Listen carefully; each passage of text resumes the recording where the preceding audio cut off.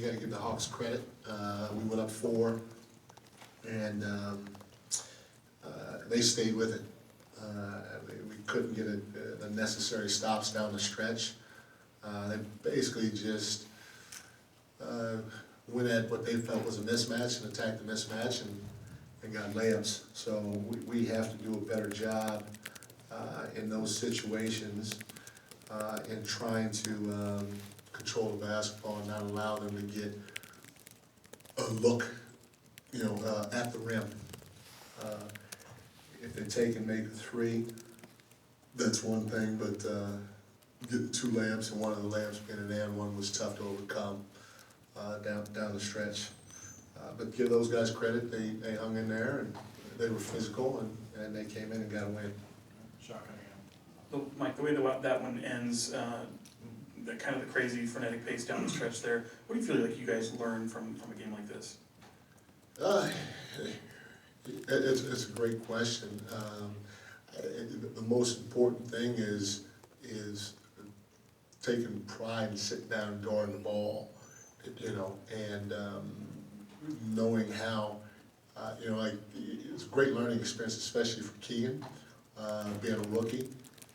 He's guarding Trae Young, one of the best players in the league, and when you're up 4, you got to do what you can to not give up an and one.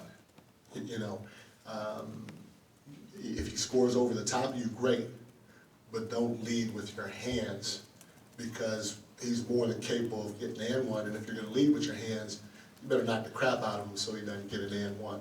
So I think great learning experience for him, and probably the rest of our team too, because most of us probably hadn't been in that situation. So just trying to close a game when a team plays the I'm going to pick on you, switch, ISO situation. All right, back wall, Jimmy. Hey Mike, 25 for 25 to the free throw line, then you missed the last 2 by some bonus. Do you think that was the difference in that turning point, or do you think it's the and one by Young? No, things like that are going to happen.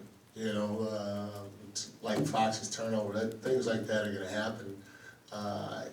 You can't give up 2 stone cold layups and one of them being and one in the final 3 possessions or something like that. You just got to do a better job guarding the basketball collectively in a situation like that, because I say this all the time. I get a lot of people that say, "Hey, you guys doing great playing fast, and the offense is this and the offense is that."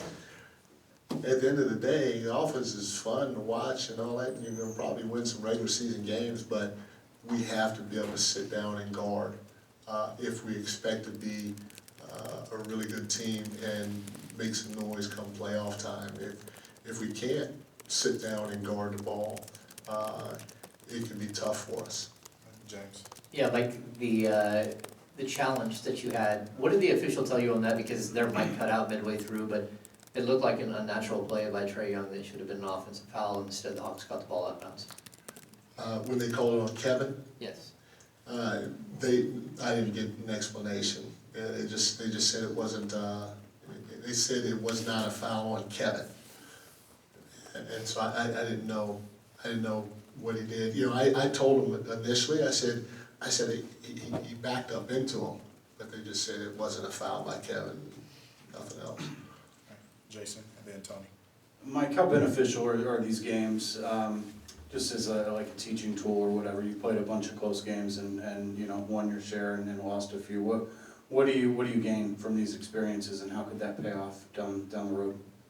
Well, one thing that you do like is we were down most of the game, and our guys found a way to make a run, and not only make a run, but to take a 2-possession lead with about a minute to go, or a little less than a minute to go. So knowing that we're never going to be counted out, in my opinion, was good to see tonight. Just the resiliency of the group, because you're going to need that from time to time throughout the course of the year. But like I said, trying to figure out how to sit down and guard is something that we have to do a better job of collectively. All right, Tony. Coach Brown, course, you guys were in a thriller last night, but what do you tell your guys, before the game coming in here, these teams that are on these losing streaks and they're dying to get a win. What do you do to try to get them settled into the fact that you got to play these games from the start, tip off until the end?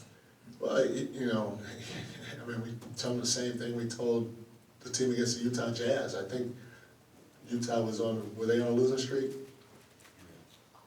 I think it's 2 games. Yeah, they were. I think they were on a 4-game losing streak, Utah.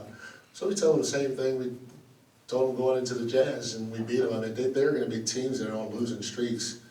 That doesn't mean that we should automatically beat them. We told them that these guys are gonna be hungry. We told them that Utah was gonna be hungry.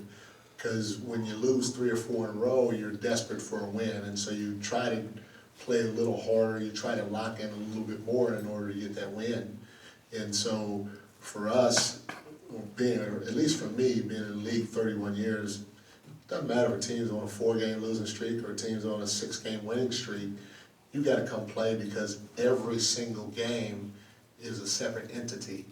And if you don't do the little things the right way, from the start to the end, it's gonna be hard to get a victory. Now, obviously, the one thing that you like to do is protect your home court, and when you lose a game, no matter again who it is on your home court, it hurts, But I don't really take into account, this team's on a losing streak, so we should win, because I'm not gonna say, well, this team's on a winning streak, so we should lose. You know what I'm saying?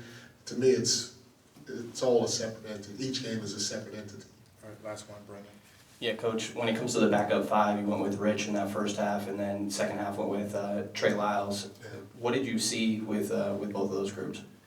Well, we just haven't, we haven't been able to find ways to score, and Rich has been doing some of the little things that we're asking him to do, but just collectively as a group, we haven't been able to put the ball in the basket, and we hadn't rebounded, and we hadn't gotten any stops.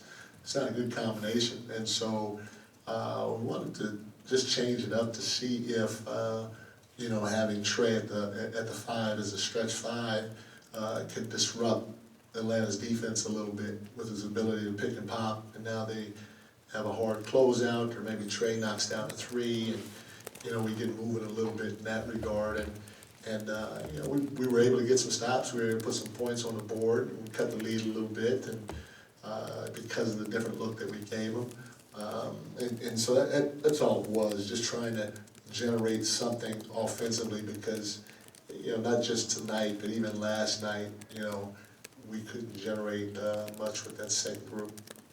Thank you, Coach. Thank you, guys.